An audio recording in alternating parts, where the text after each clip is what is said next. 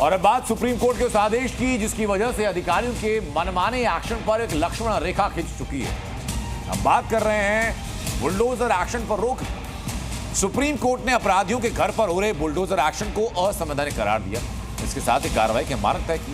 इसको लेकर bulldozer action पर जबरदस्त सियासी हल्ला होता था, अब उस पर ब्रेक लग चुका है। सबसे पहले जानिए कि घर गिराने वाली जो कार्रवाई होती थी उस कार्रवाई पर सुप्रीम कोर्ट ने क्या 5 टिप्पणियां की। इसके बाद आपको एक रिपोर्ट दिखाऊं। सुप्रीम कोर्ट की पहली टिप्पणी ये कि हर घर एक आदमी का सपना होता है, इसे छीना कैसे जा सकता है। सुप्रीम कोर्ट ने कहा कि घर सम्मान की निशानी होती है, बरसों के संघर्ष से घर को तैयार किया जाता है, उसे तोड़ कैसे सकते हैं। टिप्पणी ये कि मनमाने एक्शन लेने वाले अफसरों को सुप्रीम कोर्ट की फटकार लगी और कहा कि अधिकारी जज नहीं होते हैं, वो ये फैसला नहीं कर सकते कौन दोषी है कौन दोषी नहीं है। सुप्रीम कोर्ट ने कहा कि गलत नीयत वाले एक्शन लेने पर किसी अधिकारी को बख्शा नहीं जाएगा, उसके खिलाफ कड़ा एक्शन लिया जाएगा। कोर्ट ने यह भी कहा कि अगर अपराधी का घर गिराना आखिरी रास्ता हो तो यह प्रशासन को कोर्ट के अंदर साबित करना हो। एक रिपोर्ट जरा देखिए।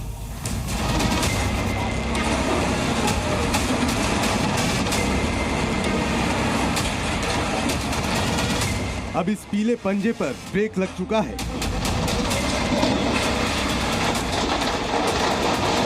अब किसी का घर नहीं टूटेगा। अपराधियों के खिलाफ धड़ल्ले से चलने वाला ये बुलडोजर अब थम जाएगा। जिस बुलडोजर एक्शन से लोग सहम गए थे, उस पर अब सुप्रीम कोर्ट ने रोक लगा दी है। सर्वोच्च अदालत ने कहा है कि हमारा ये आदेश किसी एक राज्य के लिए नहीं बल्कि पूरे देश के लिए है। सुप्रीम कोर्ट ने यह भी क्लियर कट कहा है कि किसी का घर सिर्फ इस आधार पर नहीं तोड़ा जा सकता कि वो किसी आपराधिक मामले में दोषी या आरोपी है। कोर्ट ने बुलडोजर एक्शन पर रोक तो लगाई ही, साथ ही गाइडलाइंस भी बना दी है। सुप्रीम कोर्ट ने कहा कि बुलडोजर एक्शन से पहले आरोपी का पक्ष सुना जाए, नियमों के मुताबिक नोटिस जारी हो, रजिस्टर्ड डाक से नोटिस भेजा जाए और मकान पर चिपकाया जाए। नोटिस की जानकारी जिलाधिकारी को भी दी जाए। अदालत ने कहा कि अगर घर गिराने का फैसला ले लिया गया है तो 15 दिन का समय दिया जाए।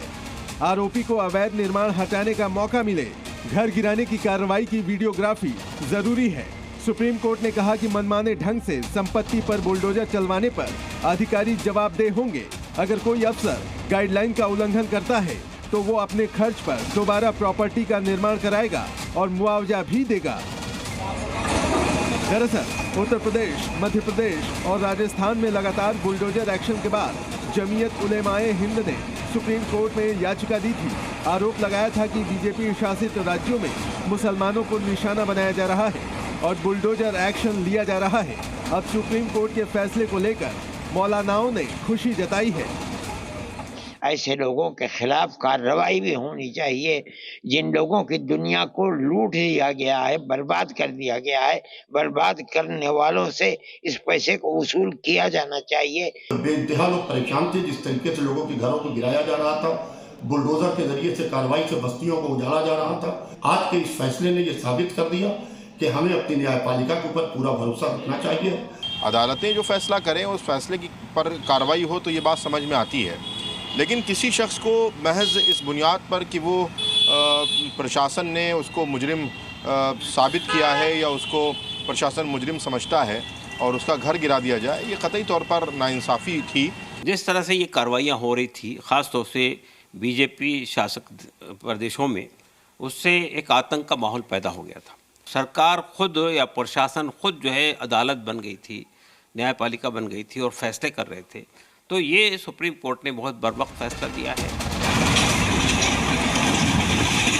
बुलडोजर एक्शन पर रोक के बाद एक तरफ जहां मुस्लिम समुदाय में खुशी की लहर है, तो वहीं फैसले को लेकर सियासी घमासान भी छिड़ गया है। सत्ता पक्ष और विपक्ष के बीच तकरार बढ़ गई है। क्या कोई सोच सकता है कि सुप्रीम कोर्ट ने सरकार पर 25 लाख का जुर्माना लगाया है?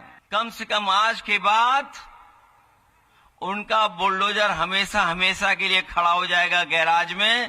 अब किसी गरीब का घर नहीं टूटेगा। भारतीय जनता पार्टी माननीय न्यायालय के द्वारा कोई भी आदेश आता है उसका सम्मान करती है। आदेश का अध्ययन किया जाएगा, जो आदेश होगा उसका पालन होगा। बुलडोजर पर्याय बन गया था राजनीतिक हथियार का। अभी ट्रायल हुआ नहीं, कोई दोषी ठहराया नहीं गया और आप उसके घर की छत या घर या प्रतिष्ठान समाप्त किए।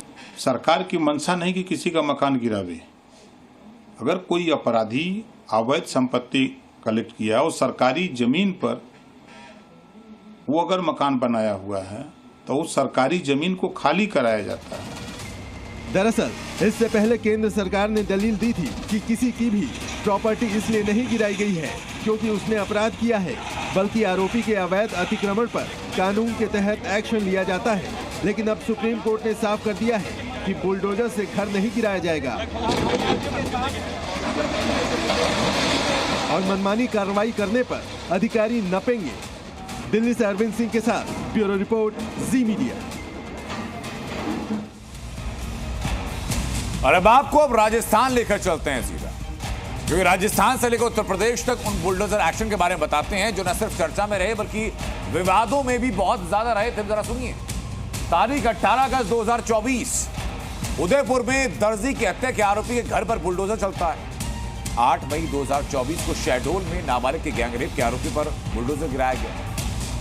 6 फरवरी 2024 को ऑनलाइन गेम में स्कैम के आरोपी के घर पर कार्रवाई होती है, बुलडोज कर दिया जाता है।